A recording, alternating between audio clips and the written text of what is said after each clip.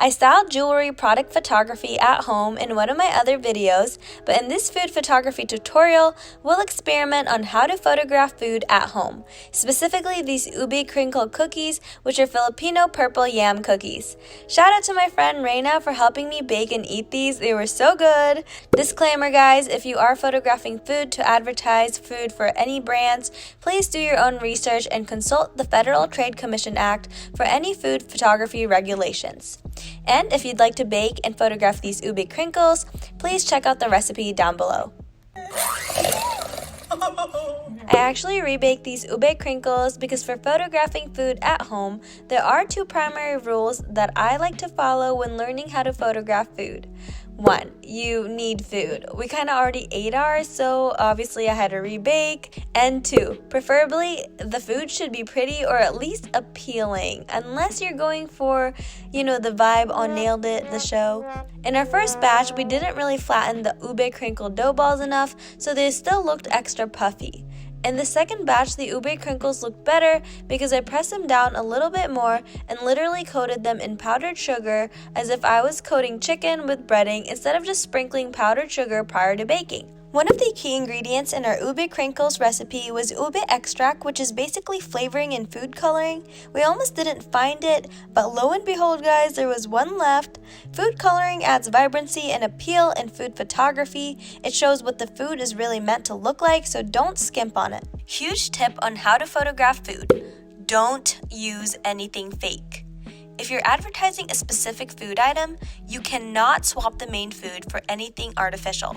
Now, you can photograph surrounding artificial food items, but you cannot swap a fake for the main food on display. For example, when photographing cereal cornflakes, food photographers often use white glue for milk to keep the cornflakes afloat and from getting soggy. Before I share with you guys where I get my inspiration on how to photograph food, make sure you hit the thumbs up button and subscribe to my channel so I know you're enjoying this type of content.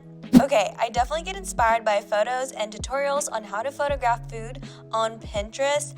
That place is just magical. Another way to get inspiration on how to photograph food is to visit Barnes & Noble or any local bookstore and browse the cookbook section.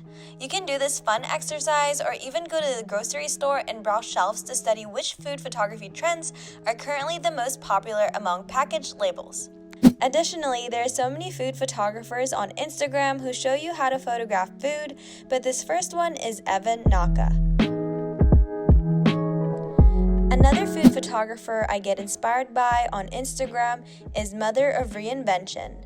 Both Evan Naka and Mother of Reinvention both utilize studio lighting with food photography and use lots of clear string to create dynamic images.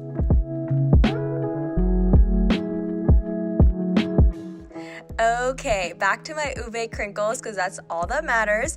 As far as food photography lighting techniques at home, you can use window lighting or artificial lights. I only have some slim LED lights I hauled in one of my videos, so I opted for window lighting. I love these blinds in our dining room a lot, so I wanted to utilize them in this picture.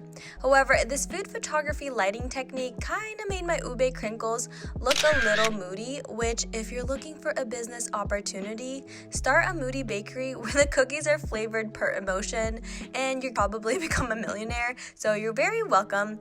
But anyway, it wasn't quite what I wanted. With food photography lighting, you need to keep in mind that your lighting and editing needs to look edible. I love these moody edits, but I feel like they don't convey the true taste of these purple cookies. To better match my inspiration, I opted for full shade for my food photography lighting technique. Just like with portrait photography, I still had the sun peeking in through the edges though to add some dimension. I was trying to be cool and add a little bit of motion here, so I had my aunt shake the sugar, but as you can tell, my ISO was very high since I had to up the shutter speed to capture the sugar falling, but if you use a tripod, you really shouldn't need such a high ISO. Also, because the powdered sugar is so thin and hard to see, I'd probably shoot that separately and Photoshop it in later in post-production. I think what would make these food photographs even better is if I styled them using my tips from my product photography video. If you guys haven't watched that video yet and you want to ace your next product photography, especially if you want to learn how to photograph jewelry, make sure you go watch it right now, right here.